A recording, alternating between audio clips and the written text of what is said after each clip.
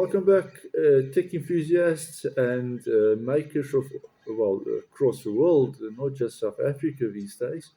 Um, Today, I'm going to show you something a little bit different that you might not have seen before. It's a fairly straightforward concept, a well-known concept. Essentially, what we're going to do is we're going to do ink deposition, ink thermal deposition to be specific. Here's a video from the University of Sheffield showing a concept. I'll post a link in the description to the video. People are very familiar with inkjets because they're familiar with inkjets in the office, at home, printing colour photographs, and the logic and the science behind that, the ability to place a droplet of material exactly where you want it, is what we use here in research as well. The difference, first obviously, is the size. The second is, in the office and at home, you print an iron suspension. We have polyaniline, which is conductive polymer. We have a silver nanoparticle ink. We can print a suspension of cells. We can print a range of materials. The inkjet printer delivers a reproducible uniform droplet. We can treat it as a building block. As a child, you build structures from Lego. We treat our droplets as Lego bricks, and we can build structures up from that. On the platen, you can see an electronic circuit that we printed using silver to form the conductive material. It's a little bit unclear. They could be doing one or two processes.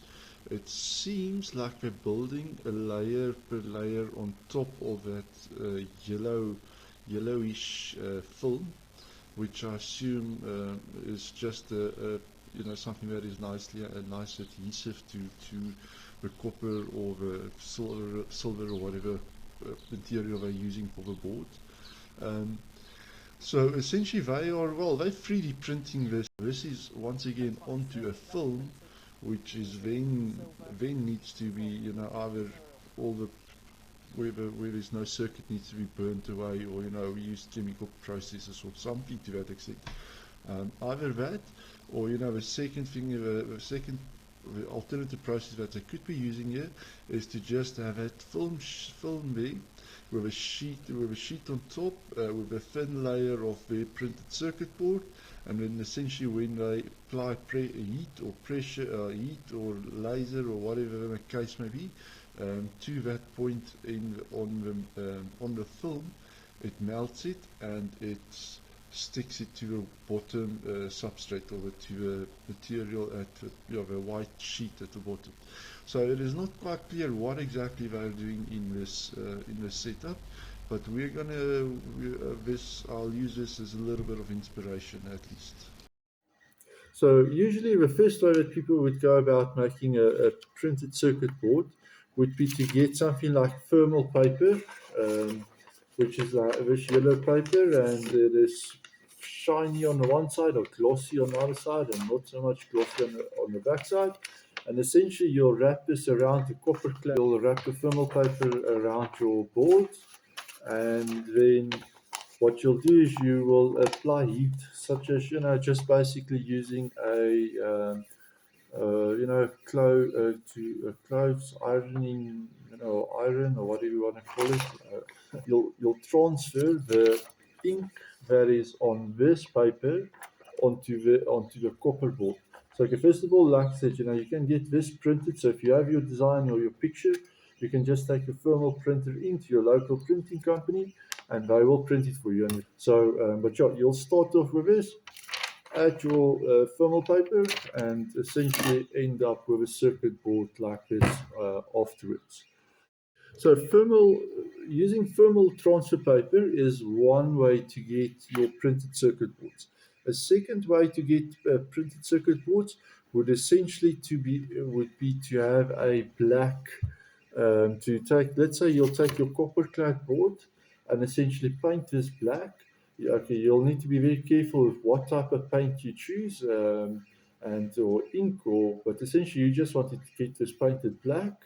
And then once you've painted it black, you'll run your CNC machine. You'll take a laser and you'll essentially burn away all the parts that you don't want etched. So usually, that would take a long time. Let's just say if we've got the two boards, and this is the board we're starting with, and you paint this black, and you want to get this out at the end of the day, your CNC machine has to go through all of these parts and essentially burn away all of the paint that is on the board itself.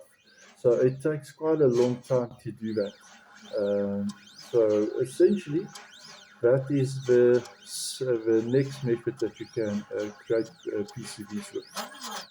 Okay, and then the next method that you can create PCBs with is by physically cutting it out. Okay, you'll use your CNC machine. Instead of using a laser, you'll use like a milling bit and essentially engrave it out, carve it out. So the advantage of that is you don't need any chemicals. The disadvantage is you've got a very specific limited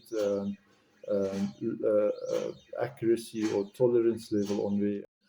So the next way to make a circuit board is by what is called ink deposition. So essentially, or ink thermal deposition. So essentially, you'll take, let's say, for example, you'll take this ink and you'll directly apply a laser or a heater to it and transfer it. So yes, it sounds very similar to what we've already done, but there's quite a big difference in the approach. First of all, when you're doing ink deposition or ink transfer, or I'm not sure what the correct terminology is for this, but essentially what you're doing is you're taking your copper clad board, and instead of painting the whole board black, you're just going to deposit ink onto the areas that you need it deposited. So if this was your circuit, then you only need to run the laser exactly where your actual circuit board or circuit diagram is. So you don't have to worry about any of the other, let's say applying extra ink to this. So now this is quite a challenge in general, right? Usually you'll have special equipment to accomplish this, but luckily for us, we've got a little bit of willpower to try to see what we can do. And okay, that being said, we do have a CNC machine as well. So luckily we are only going to try to accomplish what we can with a 2.5 watt laser, which is not a lot. So yeah, let's see what we can do. Okay, and then finally the holy grail, I guess, in PCB creation is not so much direct ink deposition, but direct copper deposition, where you take the piece of copper or essentially take a blank board, let's just say, for example, like this blank board, and then directly apply copper to it. Now, the thing is, to do that, copper obviously has extremely high melting temperature, like 1,100 degrees or in that region. So, that's not quite possible. Material. Well, the printheads here are piezoelectric, so you can think of an inkjet printer as having a central column which contains the ink. Around that we have a piezo collar. We change the voltage of the piezo, we change the pressure inside the printhead. That ejects the droplet. That you can do is, let's say, a step before this is you can use graphite as an example.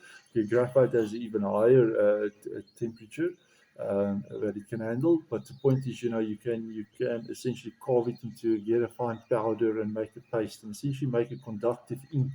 So it's still ink deposition, but it is with a conductive ink instead of onto a copper clad board. So that would be the next step. And then finally, you would have direct copper deposition, which is, like I said, the holy grail, and I guess what we would ultimately want to accomplish at the end of the day. Our challenge for today is simply to find a way to do direct ink composition. That is essentially all that we want to do, and using the equipment that we have and let's say, the material easily available on hand. So yeah, I welcome you to the journey that we're going to take. We're going to test quite a few materials, and then we'll see what the results are.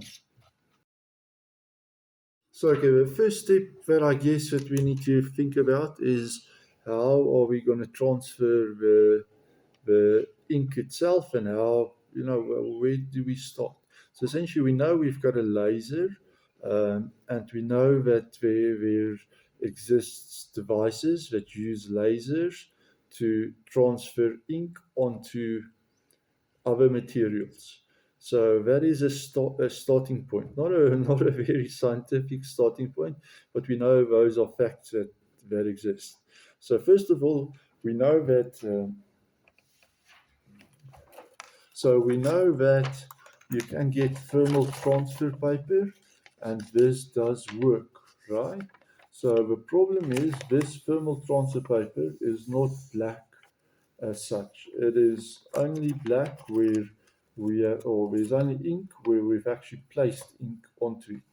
So that's our first question. So we can theoretically take this thermal transfer paper, paint it or print it completely black and use that as a starting point.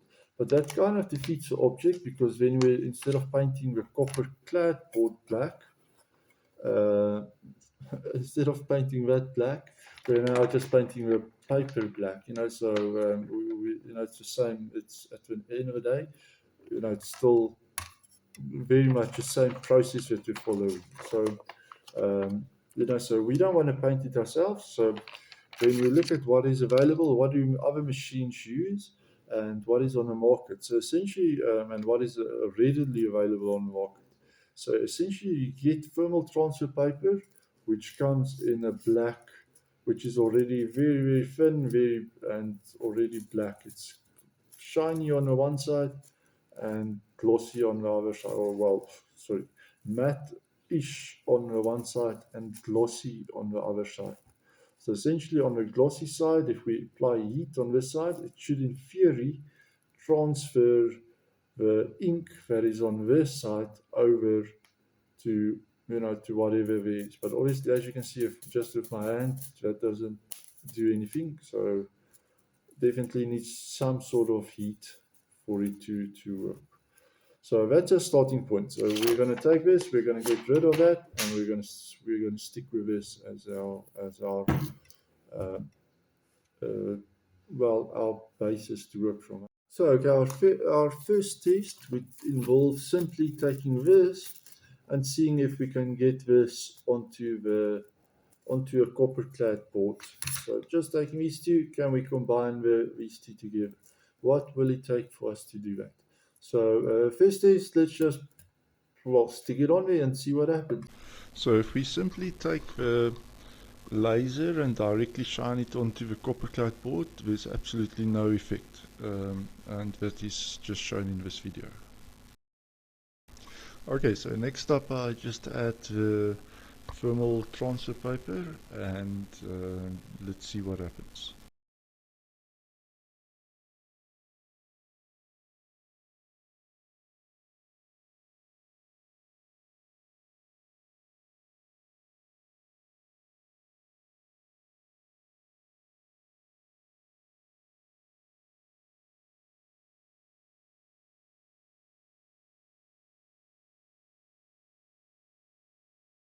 So running the 2.5 watt laser at 100% and also at 50%, it definitely burns through the thermal paper and it leaves a slight mark. So it does say there is an effect happening, but it's not quite what we're expecting the results to be.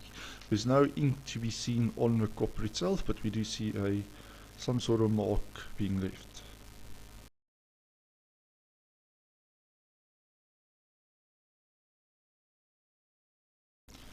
At this point, I decided the best approach would be to keep on lowering the laser power until I see no effect on the thermal paper, so that I know what's the minimum range, and is there do we get any better results at a lower power.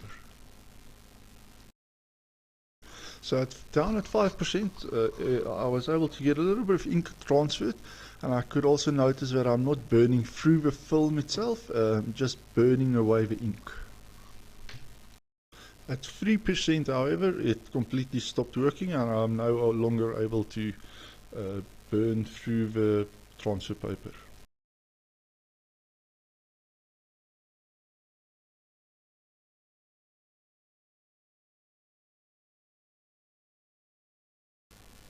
So only at about 5% of a 2.5 watt laser do we see any sort of effect of the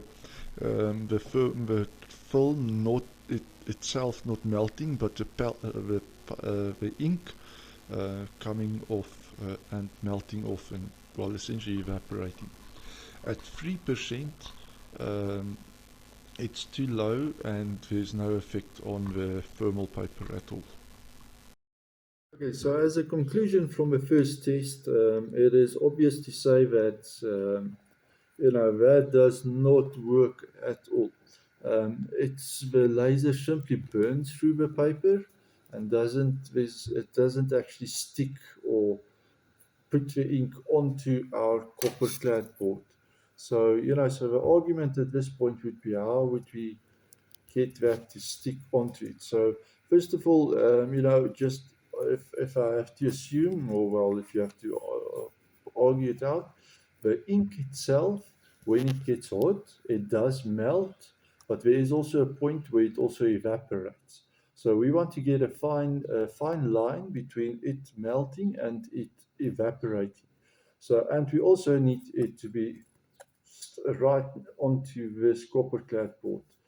So the question is, what materials would we be able to use to accomplish that? So the first thing that would come to mind would be simply to use glue. Why not just put a lot of glue on here but the problem is we need to get it off. So we are going to use glue, but not quite glue in the sense that you might think. So what we're going to use is a temporary adhesive. So something that's just adhesive just for a short period of time. And also what we want preferably, I guess, is something that is not too adhesive, so we don't want to struggle too much to get our thermal transfer paper back off of this. So we want it to cling to it, transfer the ink over to it, not evaporate, and then be able to get rid of the remaining unused transfer paper.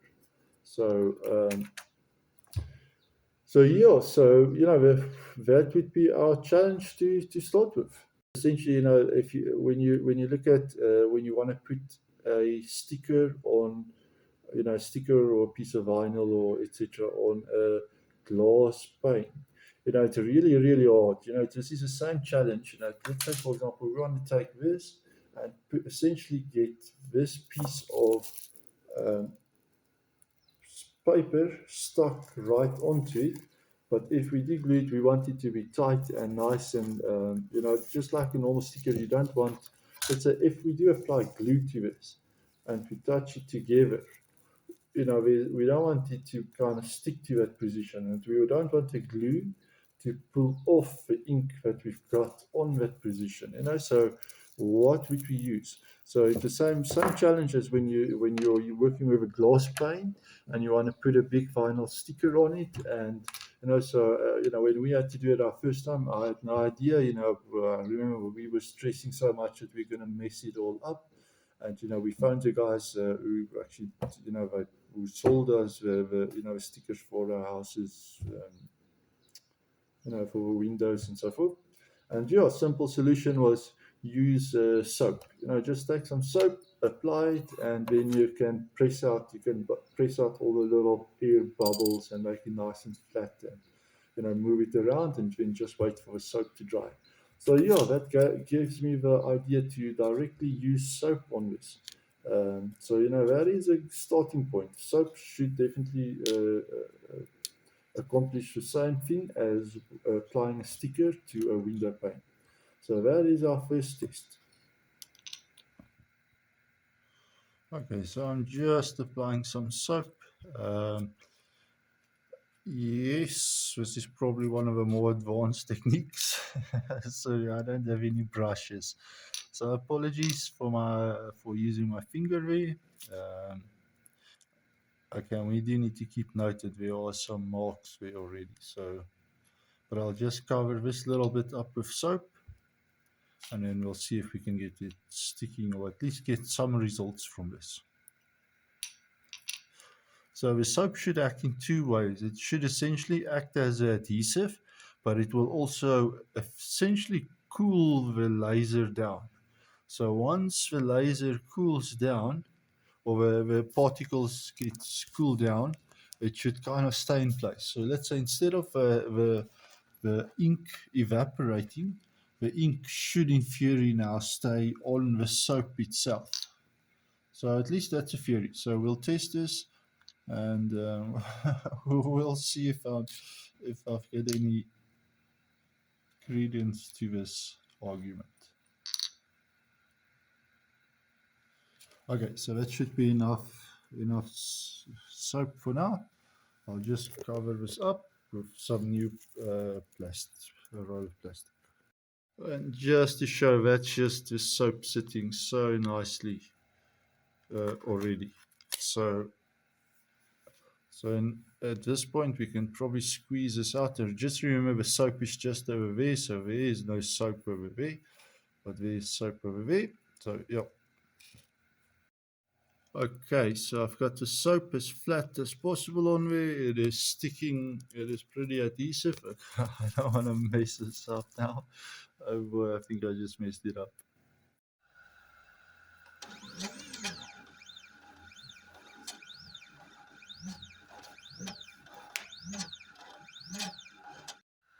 Okay, so you can definitely see a lot more ink transferred.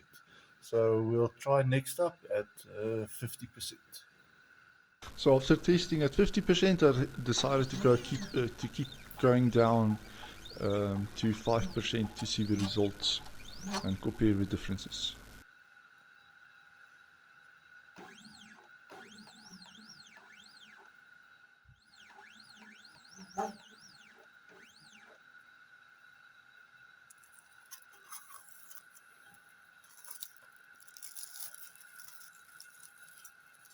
My first impressions at this point were definitely that I'm quite ecstatic with the results. I did not expect it to come out this good, not on the first try, definitely. At this point, with the ink being suspended pretty much in soap, it would be a good idea to just leave it to dry and not mess around with it too much.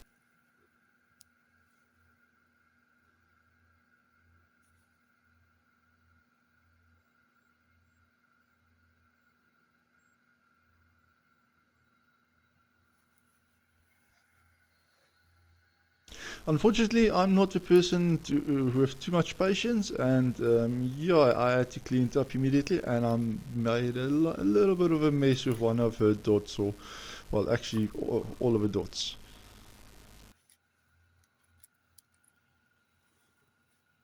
Cleaning it up this quickly is a good test to see whether the ink is suspended in the solution, in the soap solution, or whether it's actually on the board itself. So yes, I messed up the dots, but it is a lesson learned in, well, at least getting some insight into this.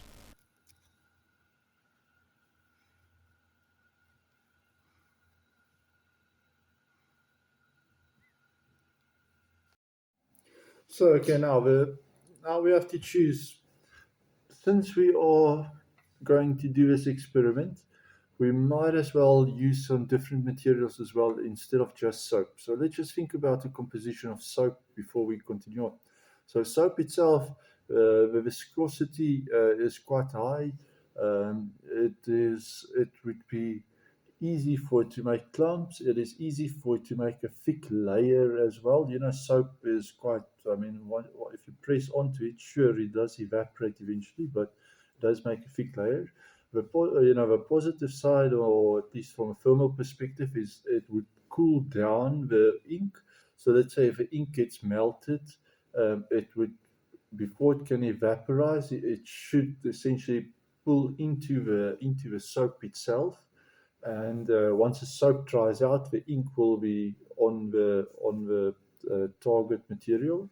So that's a I guess let's say the base properties of soap in this thing. So let's say the opposite would be, or starting point opposite to this would be, let's say, taking normal water. But the problem that I foresee with water would be that first of all, it's not quite sticky. Sure, it is sticky and it adhesive when you initially, let's say, apply water, But if you leave something, let's say just apply, but you just, let's say, take a piece of paper and you apply water to it and stick it onto it, it will stick here until that paper gets dry, and then it will just fall off. So essentially, there's no, it doesn't really have much adhesive properties. Sure, there might be some air bubbles caught that would keep a thing in place, or static electricity or something to that extent, but essentially, water would not be adhesive.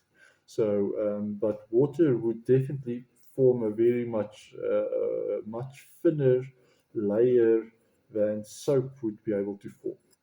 So that would be our second option. So then if we say the next option, what is also, let's say, let's say a little bit on a different perspective, we can choose to use oil as well. So what would oil do? Oil would definitely keep it in there. And if the problem, I guess, the reason why it stays adhesive is also the problem, is that it stays oily after time. So let's say if you apply a piece of, take a cloth or a piece of paper, dip it in oil and apply it to this, that would stick for a very, very, very long time until oil eventually dries out.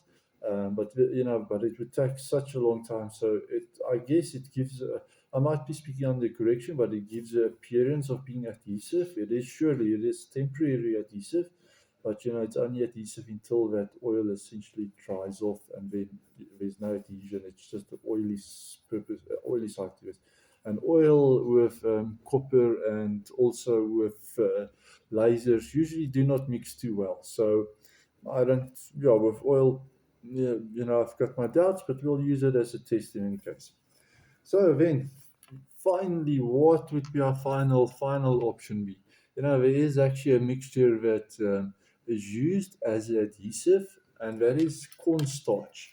Now, the thing is, we don't want cornstarch directly. We don't want to, we don't need to work with that directly. We can skip a level or even go a level lower and say, what about milk? Milk is much thinner than, or would provide a much thinner layer than soap would. It would have very much the same viscosity as water, and it would provide a stickiness. I mean, if you've left milk out ever, it would provide that stickiness afterwards. So there's a slight layer of adhesion afterwards, but not so much, not such as, let's say, a glue that stays in place, or a proper, commercial glue. And so yeah, the milk would be an option as well. As strange as it might seem, I guess that would be an option as adhesive as well. At least a temporary adhesive. That's what we're looking for, not a permanent adhesive. Something that we can work with afterwards, and something that doesn't react badly with our laser as well. Milk is itself being white. It will not directly react with a laser, and when it dries out, it doesn't leave a color or doesn't discolor. So milk is another option. So at this point, I went through all of the materials using my high-tech method to apply the temporary adhesive at the bottom. Everything went nice and smoothly up until specifically I reached the test point to test oil. And then, yeah, things went a little bit south. So essentially all the materials tested up to this point were soap, water, sugar water, milk, and then the oil.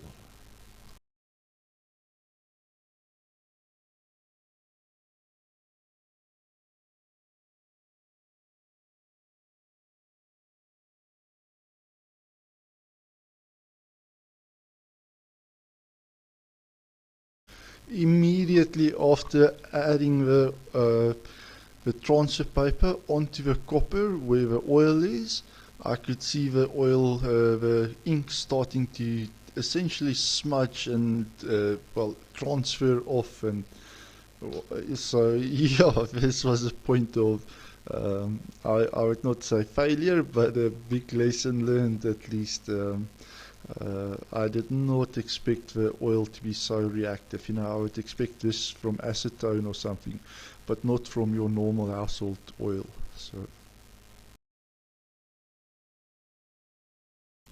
Using a CNC on the oil itself I didn't get any better results, so I didn't see anything that was noticeably different that would make me want to keep with the oil and keep with this mess that it created.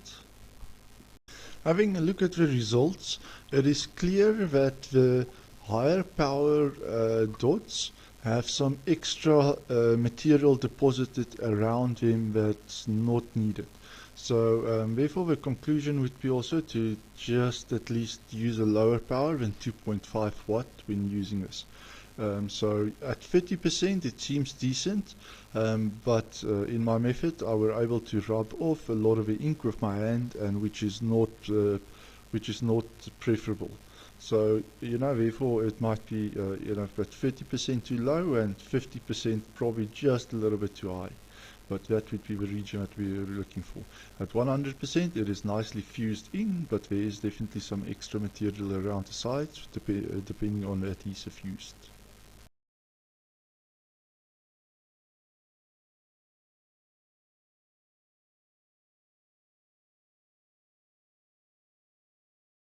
So with all the testing behind, I wanted to see if this can actually work and be etched and if it's practical.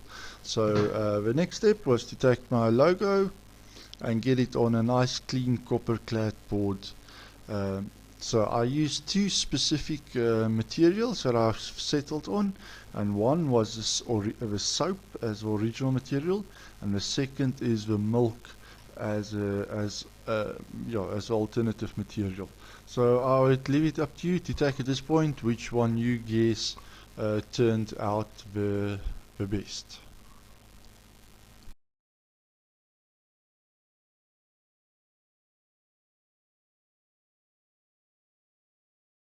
So the one you're looking at here is the one based on milk.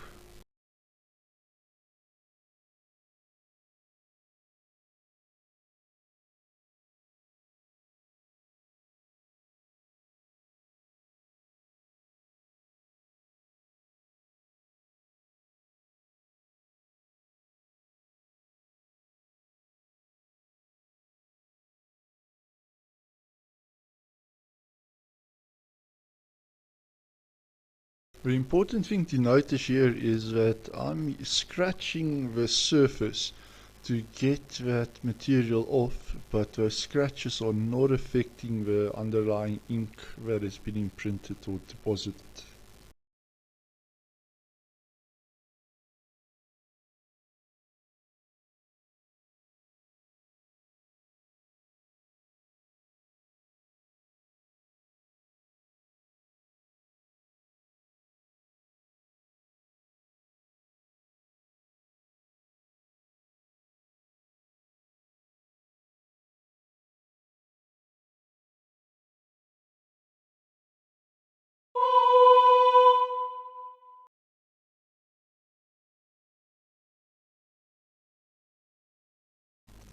So okay, at this point I was quite happy with the results. Now it's just a matter of etching it away. So at the front side we used milk, on the back side we used soap, and I am very, very impressed with the results with the milk adhesive, if you want to call it an adhesive.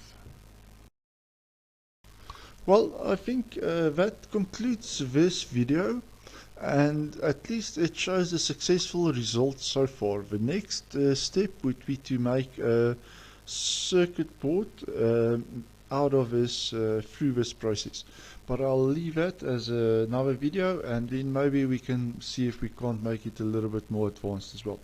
But I hope you enjoyed this learning process with me. I learned at least I don't know a lot of things in the world, so I always enjoy learning learning things. There might be no knowledge to other people, but at least I hope this maybe helps you as well. And maybe if you've got ideas on how to use this process in a different method, I'd be happy that would have been assistance to you.